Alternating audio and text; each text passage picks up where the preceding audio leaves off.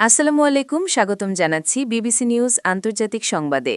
শুরুতেই সংবাদ শিরোনাম, এরপর বিস্তারিত। ব্যাংককে ক্রেন ভেঙে নিহত 2। থাইল্যান্ডে ট্রেনের উপর ক্রেন ভেঙে পড়ে নিহত 22। ইরানে বিদেশি হস্তক্ষেপের বিরোধিতা চীনের। ড্রোন অনুপ্রবেশের বিষয়ে দক্ষিণ কোরিয়ার কাছে ব্যাখ্যা দাবি উত্তর কোরিয়ার। দর্শক, এতক্ষণ শুনছিলেন সংবাদ শিরোনাম। এখন বিস্তারিত।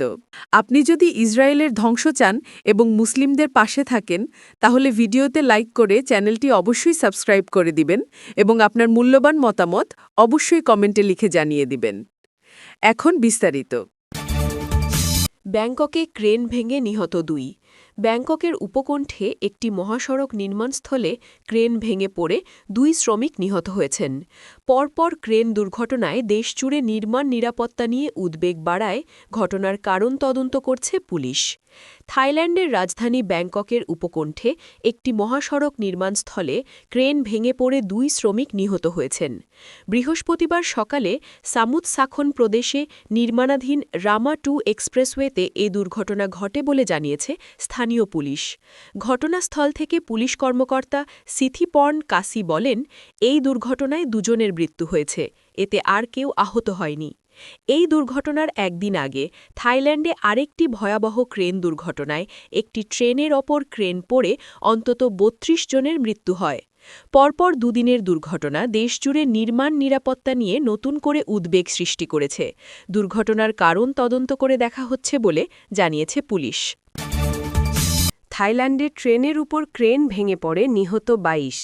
ব্যাংকক থেকে আল জাজিরার সাংবাদিক টনি চ্যাং জানান, ট্রেনটি একটি উচ্চগতির রেললাইন নির্মাণস্থলের নিচ দিয়ে যাওয়ার সময় উপর থেকে একটি ক্রেন ভেঙে পড়ে।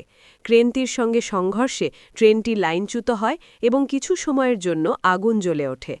থাইল্যান্ডের উত্তর পূর্বাঞ্চলে একটি যাত্রীবাহী ট্রেনের উপর নির্মাণাধীন প্রকল্পের ক্রেন ভেঙে পড়ে অন্তত 22 জন নিহত ও অন্তত 80 জন আহত হয়েছেন। বুধবার 14 জানুয়ারি সকালে নাখুন রাচ্চাসীমা প্রদেশের শিখিও জেলায় এই দুর্ঘটনা ঘটে। রাজধানী ব্যাংকক থেকে উবোন রাচ্চাথানি প্রদেশে যাচ্ছিল ট্রেনটি। থাইল্যান্ডের পরিবহন মন্ত্রী ফিপাত রাচ্চাকিত প্রাকর্ণ এক বিবৃতিতে জানান, ট্রেনটিতে মোট 195 জন যাত্রী ছিলেন। তিনি ঘটনার পূর্ণাঙ্গ তদন্তের নির্দেশ দিয়েছেন। মন্ত্রী জানান, ক্রেনের আঘাতে ট্রেনের 3টি বগির মধ্যে 2টি মারাত্মকভাবে ক্ষতিগ্রস্ত হয় এবং নিহতদের বেশিরভাগই ওই 2টি বগির যাত্রী। ব্যাংকক থেকে আল জাজিরার সাংবাদিক টনি চ্যাং জানান, ট্রেনটি একটি উচ্চগতির রেললাইন নির্মাণস্থলের নিচ দিয়ে যাওয়ার সময় উপর থেকে একটি ক্রেন ভেঙে পড়ে। ক্রেনটির সঙ্গে সংঘর্ষে ট্রেনটি লাইনচ্যুত হয় এবং কিছু সময়ের জন্য আগুন জ্বলে ওঠে। প্রথম দিকে নিহতের সংখ্যা 4 বলা হলেও পরে তা দ্রুত বেড়ে 12 এবং সর্বশেষ 22 জনে পৌঁছেছে বলে থাই পুলিশ জানিয়েছে। হতাহতের সংখ্যা আরও বাড়তে পারে বলে আশঙ্কা করা হচ্ছে। ইরানে বিদেশি হস্তক্ষেপের বিরোধিতা করে চীন বলেছে, মধ্যপ্রাচ্যে শান্তি ও স্থিতিশীলতা বজায় রাখতে সব পক্ষকে দায়িত্বশীল ভূমিকা রাখতে হবে। ট্রাম্পের সামরিক হুমকির প্রতিক্রিয়ায় এ আহ্বান জানায় বেইজিং। ইরানে বিদেশি হস্তক্ষেপের বিরোধিতা করেছে চীন। একই সাথে মধ্যপ্রাচ্যে শান্তি ও স্থিতিশীলতা বজায় রাখার আহ্বান জানিয়েছে দেশটি। সোমবার মার্কিন প্রেসিডেন্ট ডোনাল্ড ট্রাম্পের দেয়া এক হুমকির প্রতিক্রিয়ায় বেইজিং একথা জানায়। এর আগে ইরানে বিক্ষোভকারীদের হত্যা করা হলে সামরিক হস্তক্ষেপের হুমকি দেন ট্রাম্প। চীনের পররাষ্ট্র মন্ত্রণালয়ের মুখপাত্র মাও নিং নিয়মিত সংবাদ সম্মেলনে ট্রাম্পের মন্তব্য প্রসঙ্গে বলেন, আমরা সবসময় অন্য দেশের অভ্যন্তরীণ বিষয়ে হস্তক্ষেপের বিরোধিতা করি। তিনি আরও বলেন, মধ্যপ্রাচ্যে শান্তি ও স্থিতিশীলতার পক্ষে সহায়ক এমন কাজ আরও বেশি করে করার জন্য সব পক্ষের প্রতি আহ্বান জানাই। ড্রোন অনুপ্রবেশের বিষয়ে দক্ষিণ কোরিয়ার কাছে ব্যাখ্যা দাবি উত্তর কোরিয়ার।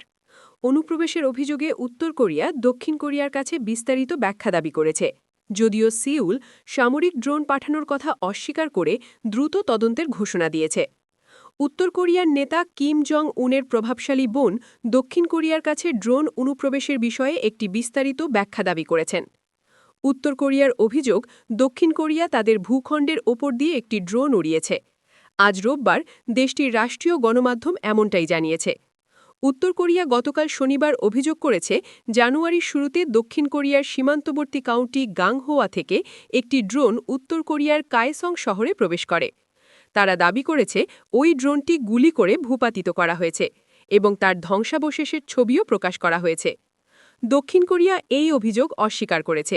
দেশটির প্রতিরক্ষা মন্ত্রণালয় জানিয়েছে ড্রোনটি তাদের সামরিক বাহিনীর ব্যবহৃত কোনো মডেল নয়। রাষ্ট্রীয় বার্তা সংস্থা Korean central news agency KCNA প্রকাশিত এক বিবৃতিতে কিম ইয়ো জং বলেন, সৌভাগ্যবশত দক্ষিণ কোরিয়ার সামরিক বাহিনী আনুষ্ঠানিকভাবে একটি অবস্থান প্রকাশ করেছে যে এটি তাদের নিজস্ব কোনো কাজ নয় এবং আমাদের উস্কানি বা বিরক্ত করার কোনো উদ্দেশ্য তাদের নেই। তিনি বলেন, তবে আমাদের প্রজাতন্ত্রের দক্ষিণ সীমান্ত অতিক্রম করা ওই ড্রোনের প্রকৃত ঘটনা সম্পর্কে একটি বিস্তারিত ব্যাখ্যা দেওয়া উচিত।